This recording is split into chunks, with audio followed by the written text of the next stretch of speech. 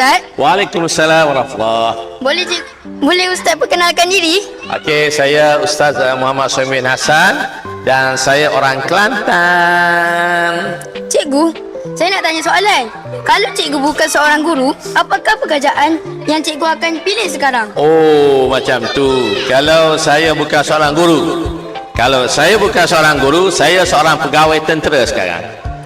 Ya, sebab saya dilatih sebagai tentera dan saya akan menjadi seorang pegawai kru agama tentera darat ataupun kagat. Itu adalah saya punya cita-cita saya. Okey. Terima kasih cikgu. Okey, sama. Assalamualaikum cikgu. Waalaikumsalam. Boleh cikgu perkenalkan diri? Hai, my name is Cik Ain. Okey.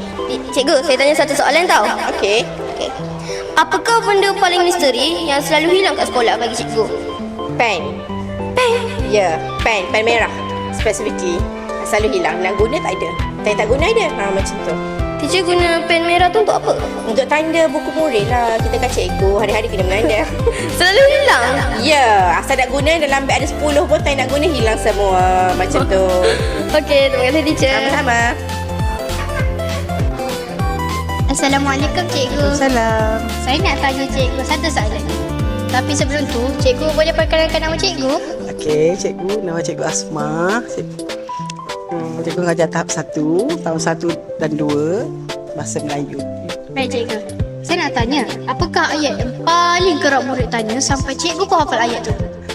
Memandangkan cikgu mengajar tahap 1 dan 2 kan, murid akan selalu tanya, cikgu nak selang ke? Cikgu nak warna ke? Itulah dia soalan yang paling akan cikgu ingat. Okay. Sampailah cikgu apa cikgu pencing. Terima kasih. Sampai cikgu. Mana cikgu ni cikgu buat apa situ? Jom kita tengok. Hai cikgu. Ya. Saya nak tanya cikgu satu soalan. Ya. Sebelum tu, boleh cikgu perkenalkan diri dahulu? Saya Cikgu Wong. Ajar di SK Mat. Saya nak tanya cikgu, apakah hobi cikgu? Cikgu Oh. biasanya buat apa masa lapang? Masa 8 cikgu suka pergi gym. Buat senaman. Wah, Exercise. Ke gym mana tu? Gym dekat Sewan. WS Fitness. Dekat situ cikgu selalu pergilah.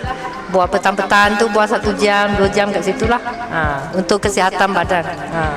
Wah, bagus sih cikgu. Dah itu saja. Terima kasih Okey, cikgu. sama-sama.